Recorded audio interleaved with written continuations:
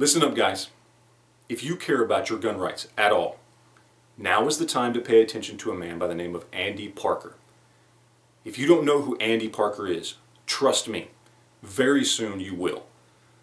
Andy Parker is quickly becoming the face of gun control in this country. And there are a lot of politicians, activist groups, and powerful people who will use him, his image, and especially his grief to enact very restrictive gun control in this country.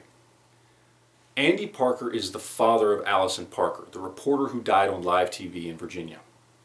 And as a parent, I cannot imagine his grief right now.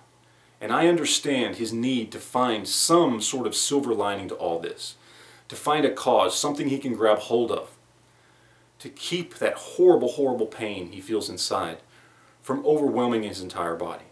I understand that as a parent, and I think any parent can understand that. I don't think Andy Parker is a bad guy, but I do think he's somebody we have to watch out for. In less than 24 hours, I have heard at least a dozen interviews from him, separate interviews, all over the media, where he is doing nothing but coming out and making himself the face of gun control. And he speaks well. He is the type of person that can change minds in this country. I compare him to Sarah Brady in the 1980s. If you don't know who she is, look it up. But she's the reason why we ended up with a lot of the gun control we had all the way from the late 80s to the early 2000s.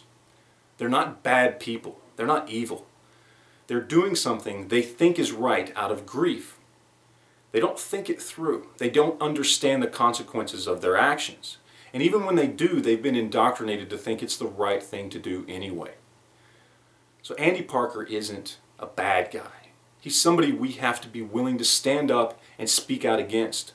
We as gun owners have to be willing to get as loud as he's getting to defend our rights and our liberties and our freedoms in this country. Andy Parker's not a bad guy, but Andy Parker is a dangerous man.